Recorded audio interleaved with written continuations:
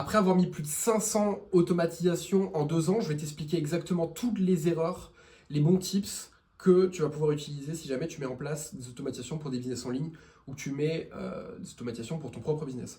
Si jamais tu n'es pas forcément familier avec ça, je pense que c'est quand même très pertinent pour toi de regarder cela parce que ça t'évitera de te faire payer, de payer des automatisations excessivement chères pour des automatisations qui peut-être coûtent beaucoup moins. Ça te permettra d'être beaucoup plus aware sur comment fonctionne le domaine de l'IA de l'automatisation pour en fait, gagner de l'argent. Voilà. Prends cette vidéo très au sérieux parce que là, c'est 2 ans d'expérience condensée en une seule vidéo sur comment vendre des automatisations. Il y a dedans des erreurs que j'ai faites qui m'ont coûté très cher, qui m'ont fait perdre beaucoup de temps. Donc prends cette vidéo très au sérieux. Voilà. C'était une vidéo que je voulais faire un petit peu avant. Bon, j'avais fait une newsletter précédemment où je voulais traiter ce sujet-là. J'ai pas eu le temps. Du moins, j'ai un peu oublié aussi également de la publier, mais cette vidéo est là. Bref, rentrons dans le vif du sujet. L'état du marché, c'est qu'en fait, la plupart des gens qui mettent en place des automatisations ne font pas d'argent. Pourquoi? Parce qu'en fait, c'est des gens qui sont très compétents dans le domaine dans ce domaine-là. C'est-à-dire qu'ils savent comment faire un workflow, ils savent comment brancher des API, ils ont une bonne compréhension de l'écosystème, mais derrière, ça marche pas parce qu'ils ne savent pas vendre. Et le problème, c'est que la plupart des gens pensent que le fait de savoir faire des automatisations va te permettre de savoir les vendre, alors qu'en fait, c'est 2 compétences différentes. Il y a une compétence technique, une compétence marketing. Et malheureusement, quand tu es tout seul, il faut apprendre les deux. Il faut apprendre les deux pour pouvoir vendre des automatisations. Et inversement, si tu sais très bien vendre des automatisations mais que tu ne sais pas les produire, c'est plus problématique. Ceci dit, après, si tu sais vendre des automatisations, tu peux trouver quelqu'un qui justement sait faire des automatisations mais qui ne sait pas les vendre. Voilà. Donc bref, là c'est juste petit mot d'introduction, juste pour simplement dire que voilà, ça fait 2 ans que je mets en place des automatisations. Je sais comment ça fonctionne, j'ai fait plein d'erreurs et je vais te les lister juste ici. Déjà, premièrement, un truc qu'il faut savoir, c'est quelque chose de fondamental, c'est que les gens n'achètent pas d'automatisation. Ça ne veut pas être vraiment bête parce que c'est des compétences que je maîtrise. Le truc, c'est qu'en fait, les gens, ils s'en foutent de savoir quelle est la technique derrière. Ils s'en foutent de savoir que telle automatisation, il y aura un nœud JavaScript qui va s'occuper d'extraire des balises dynamiques, un agent IA qui va s'occuper de faire ci, faire ça. Non, les gens, ils sont pas forcément familiers avec ça, c'est pas leur monde en fait. C'est pas leur monde. Si jamais ils te demandent justement des conseils ou la mise en place d'automatisation, c'est qu'ils n'ont pas forcément les compétences pour le faire eux-mêmes. Donc forcément, c'est un autre langage. On va pas se mentir que même si c'est bien différent du langage des développeurs, ça s'en rapproche quand même. C'est des langues différentes. Donc forcément, les gens ne savent pas exactement, ils comprennent pas, ils s'en foutent un petit peu de la tête qui est derrière. Eux, ce qui leur intéresse, c'est qu'est-ce qu'ils vont gagner. What's in for me, forcément. Donc en fait, eux, ces personnes-là, il faut leur parler tu vas gagner 15 heures par semaine avec la prospection. Voilà, tu vas gagner 1000 leads qualifiés par jour, tout seul en automatique. Bref, les gens ont besoin de se projeter, de comprendre, ok, qu'est-ce que je vais y gagner? Parce que eux, derrière, en fait, ils vont pouvoir comprendre exactement comment ça va se matérialiser. C'est-à-dire que si jamais tu offres 1000 leads par jour à ton client, en fait, il sait qu'avec ces 1000 leads-là, par rapport à ce qu'il fait déjà, ça va se transformer directement en profit dans sa poche. Donc en fait, c'est palpable. Plutôt que de dire, ouais, il y a un nœud JavaScript qui va s'occuper de faire ci, faire ça, ça fait sens. Voilà. Je constate qu'il y a 3 segments de clients et c'est des demandes qui sont totalement différentes. Premièrement, c'est tout ce qui est les petits solopreneurs, petites équipes de gens qui font entre 5 et 50 cas par an. Donc c'est des gens en fait qui sont généralement seuls ou qui ont quelques prestataires. Et c'est les premiers clients. C'est les premiers clients, généralement c'est des petits projets, c'est des petites automatisations, c'est centralisation de CRM, c'est agent IA de système de nurturing, bref, c'est des petites automatisations. C'est très pertinent à faire, c'est très intéressant à faire au tout départ, quand tu n'as pas forcément beaucoup d'expérience dans le domaine, que tu n'as pas forcément eu beaucoup de clients aussi auparavant.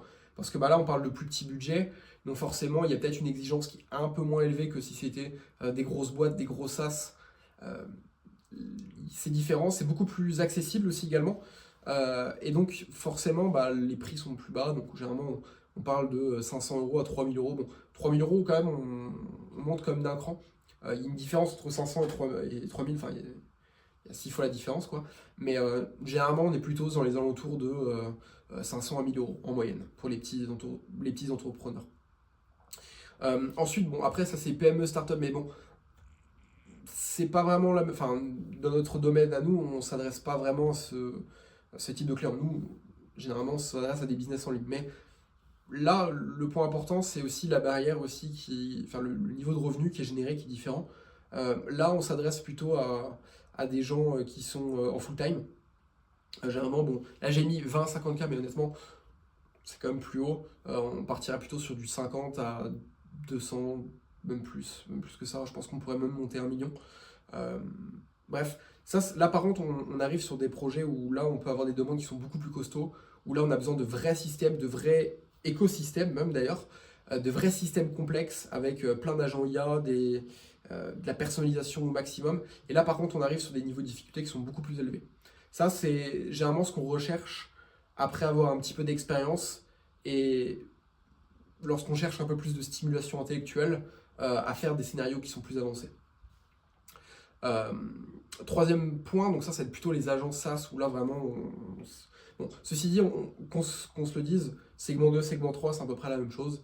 Parce que voilà, si il y a des agences qui font 1 million, il y en a qui font un peu plus, mais ça reste à peu près le même principe. Mais là, je pense que segment 3 là on serait plutôt sur vraiment des énormes, enfin plutôt des SaaS, des SaaS assez high level, où là vraiment il y a des grosses équipes derrière.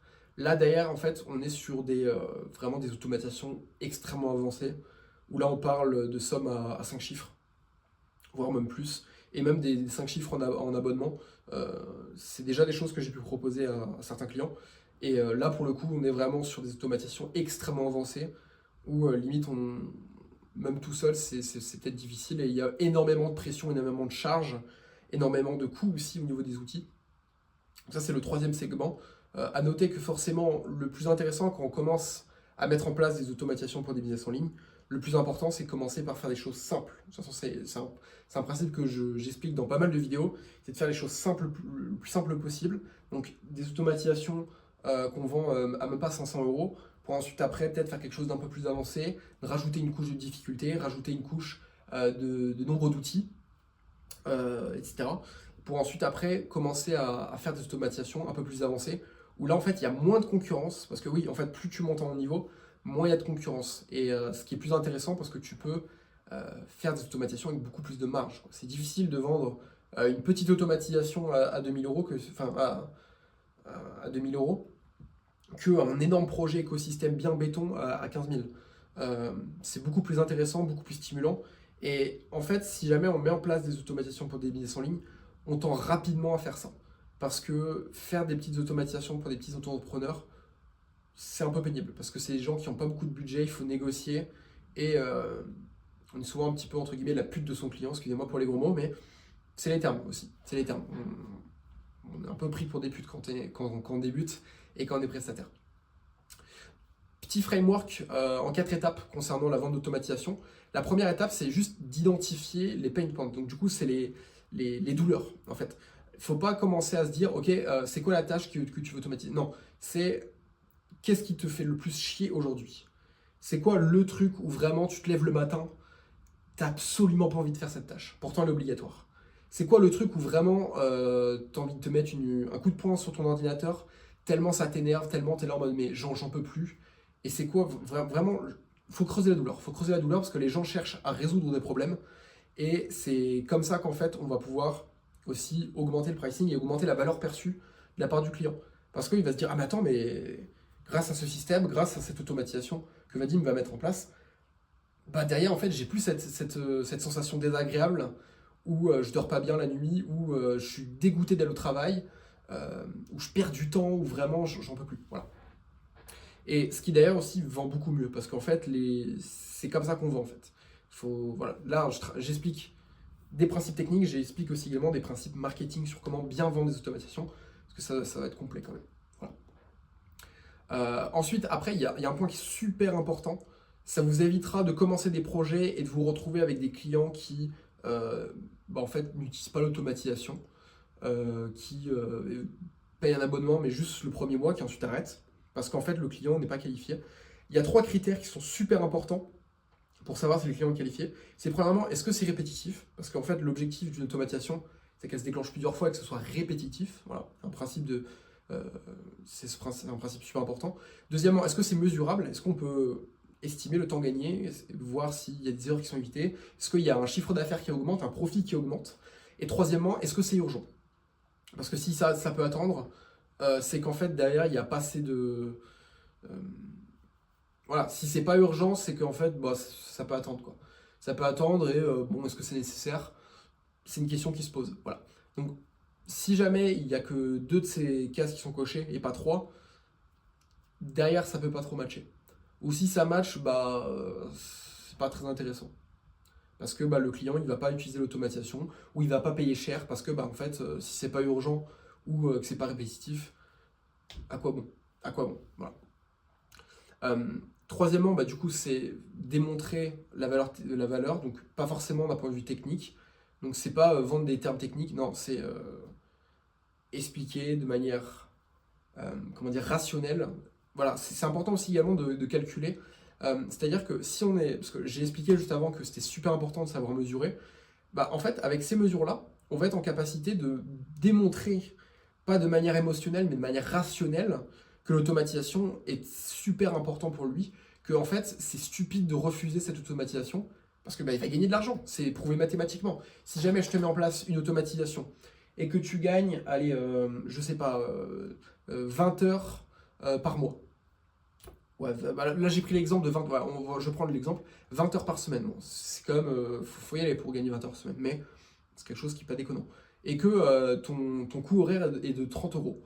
Bah en fait, si tu regardes bien par rapport à ton taux horaire, bah ça te coûte seulement 2400 euros. 2400 euros et je sais pas si tu vends l'automatisation 3000 euros, mais en fait, au bout d'un mois, le truc est rentabilisé.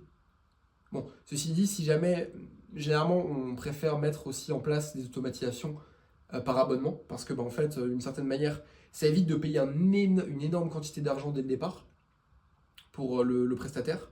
Et d'une certaine manière, ça aussi délivre aussi, enfin, de toute façon, j'y reviendrai plus tard, mais ça permet aussi aux clients de ne pas se poser la question de qu'est-ce qui va se passer si l'automatisation ne marche pas.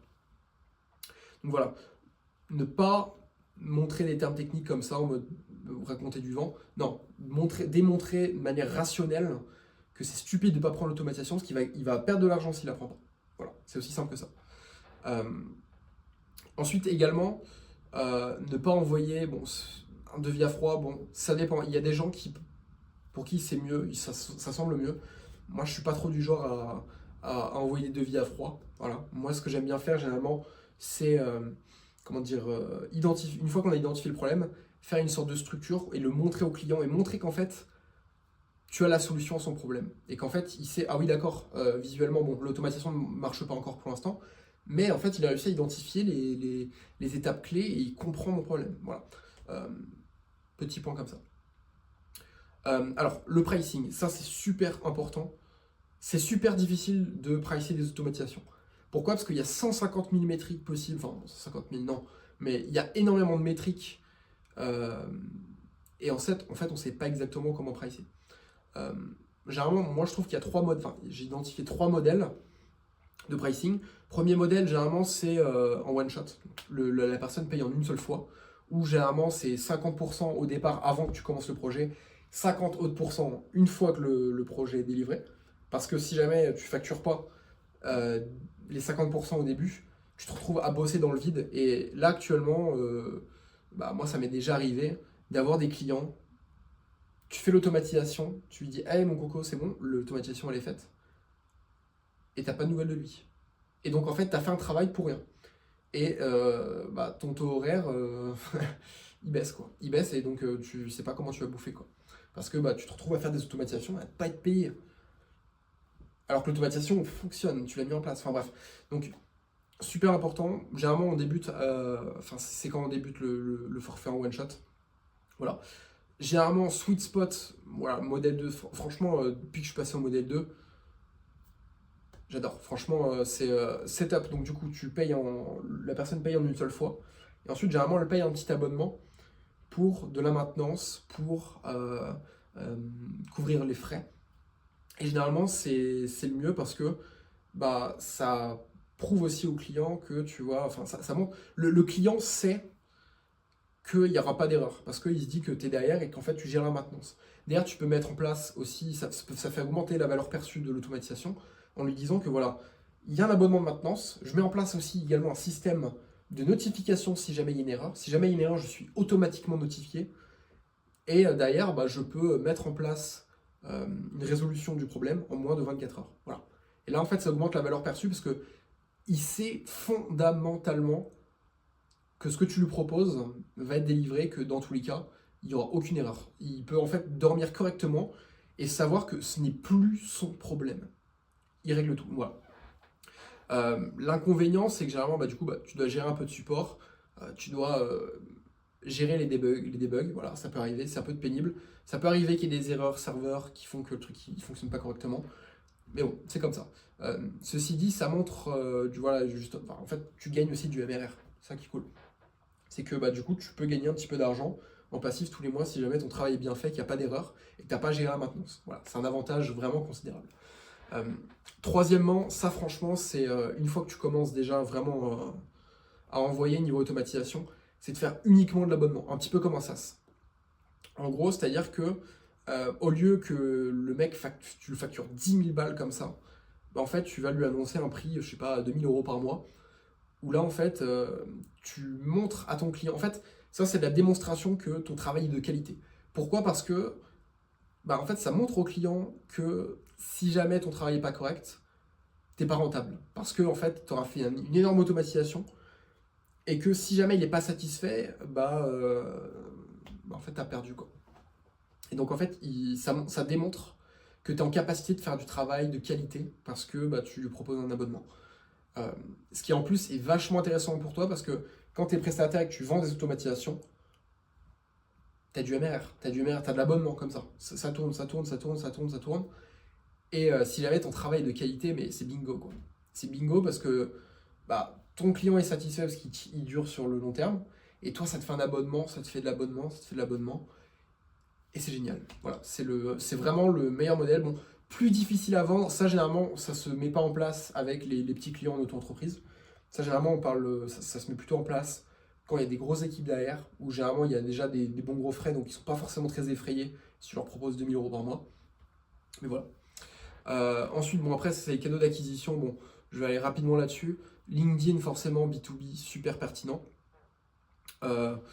Cold Outreach aussi également, voilà, ça peut être, généralement tu peux combiner les deux. Après bon, les partenariats, tu as aussi forcément la création de contenu, bon, ça peut être sur Thread, X, etc. Newsletter, YouTube comme je peux le faire maintenant. Bon, ceci dit, Thread, qui utilise Thread aussi en 2026, personne. Après Marketplace, communauté, il y a Malte aussi qui fonctionne très bien. Il y a beaucoup de gens sur Malte, bon, en ce moment ça se fait défoncer Malte parce qu'il y a plein de mecs qui ont suivi la formation d'Yomi, qui ont payé 7K pour une formation et qui sont arrivés sur Malte, et puis d'un coup, comme par hasard, ils génèrent plein de clients dès le premier jour, tu sais pas comment c'est possible. Les mecs, ils ont un niveau, ils ont 3 ans d'expérience dans le N8N, dans l'automatisation, en moins de 2 jours, tu sais pas comment ils font. Mais voilà. Mais du coup, voilà, rapidement, juste des petites erreurs que tu vas avoir si jamais tu te lances tout seul. C'est forcément vendre la technique et pas le bénéfice. Bon, j'ai déjà expliqué, je ne vais pas y revenir. Sous-facturer aussi également, ça c'est un problème qui n'est pas forcément propre à l'automatisation, mais qui est propre aux gens qui vendent des services. Il y a une tendance à vouloir se sous-facturer parce qu'il y a l'effet imposteur, l'effet Denis Kruger où en fait tu te dis mais je suis pas bon, etc. Donc en fait tu vas te donner des prix qui sont beaucoup plus faibles et te sous-pricer en fait. Bon, on passe toujours par là, forcément, mais au bout d'un moment, en fait, on se rend compte que la valeur du travail que tu produis vaut bien plus. Voilà. Ensuite, également, super important d'avoir un process. Bon, je t'ai expliqué vite fait le process. C'est du coup, appelle ton client, comprendre, voilà, savoir la douleur, creuser la douleur, poser des questions sur, ok, c'est quoi idéalement ce que tu auras besoin, quels sont les outils que tu utilises, voilà, pour savoir les outils, le système, c'est quoi, ça commence par quoi, ça finit par quoi, c'est quoi les étapes clés, pour ensuite après également mettre en place une sorte de structure sur N8N et essayer de comprendre, à schématiser et comprendre comment fonctionne l'automatisation, puis ensuite après la mettre en place, tester, optimiser, débugger, etc. Voilà, erreur 4 aussi, c'est accepter tous les clients. Ça, c'est une erreur que j'ai faite, mais pendant longtemps, c'est de penser que tu peux accepter tous tes clients. Là, en fait, généralement, c'est à toi d'accepter ou de refuser des clients et pas l'inverse. Parce que bah, y a des gens qui n'ont pas de budget. Voilà. Généralement, c'est plutôt les auto-entrepreneurs qui n'ont pas forcément de budget ou les mecs qui n'ont pas mis en place les automatisations à la main avant de les vouloir automatiser. Ensuite, les gens qui sont toxiques. Les gens toxiques qui scamment, qui vendent de la merde. Ça, il y en a pas mal aussi. Et qui, en fait, te prennent vraiment pour une salope. C'est-à-dire que les mecs ont vraiment beaucoup de budget, mais qui derrière, en fait, quand tu leur poses la question, c'est quoi votre budget? Le mec, il te répond, j'ai 100 balles de budget. Autrement dit, c'est un peu comme si tu crachais la gueule. Donc ouais, faut pas accepter tout le monde. Faut savoir se respecter aussi également. Même si bien sûr, ça c'est un principe. Forcément, au départ, tu as une tendance à vouloir accepter tous les clients parce que tu as la recherche de clients. Sauf qu'en fait, au fur et à mesure, tu commences à comprendre quel type de client tu veux et quel type de client tu ne veux pas. Voilà. Et aussi également, erreur numéro 5, c'est ne pas facturer la maintenance. Parce que bah, en fait, forcément, l'automatisation, ça arrive qu'il y ait des bugs, ça arrive qu'il y ait des erreurs de serveur, ça arrive que des API qui sautent. Et en fait, généralement, les clients aiment bien avoir cette tranquillité d'esprit de se dire j'aimerais bien que l'automatisation. Enfin, en fait, les gens veulent du résultat. Et si jamais ça bug et qu'eux ne sont pas compétents d'un point de vue technique, c'est ok, c'est pas leur domaine. Bah en fait, les gens, ils aiment bien quand le résultat est fait. Donc ça peut être bien de proposer un petit upsell au niveau de la maintenance. Parce que ça offre un confort et c'est ce qu'il y a de plus important chez ton client, c'est avoir la tranquillité d'esprit, du confort pour ton client. Voilà. Donc voilà rapidement juste du coup toutes les points que je voulais aborder sur la vente d'automatisation. Donc sur comment vendre une automatisation d'un point de vue émotionnel, d'un point de vue rationnel, c'est quoi les types de clients, les erreurs, les outils, etc. J'espère que cette vidéo t'a plu, t'a servi. Vraiment le plus important, enfin, là tu as suivi la vidéo jusqu'au bout, c'est génial, c'est top, nickel, moi je te remercie. Mais en fait, ce que je vais te demander, c'est aussi d'appliquer ces principes-là. Parce que, en fait, même si là, ça peut te paraître bateau, ce que je vais te dire, de ne pas facturer la maintenance ou de je ne sais quoi, bah en fait, c'est des erreurs que la plupart des gens font. Et je pense que, enfin, je dis ça, mais moi, ça m'arrive aussi également, encore aujourd'hui, de faire des erreurs que je t'ai présentées ici, ou de pas bien appliquer correctement des principes que j'ai expliqués là. Voilà. Ça fait plus de 2 ans que je mets en place des automatisations. J'ai listé plein d'erreurs, j'ai listé des process, j'ai expliqué tout exactement dans cette vidéo. Et je vais te demander, s'il te plaît, de bien appliquer ces principes-là. Je sais que cette vidéo elle est gratuite, que c'est pas une formation, que je vends 7000 balles. Mais voilà, je t'ai offert de la valeur. Le plus important, c'est de l'appliquer. En attendant, du coup, je te souhaite une bonne journée. C'était Vadim. Ciao.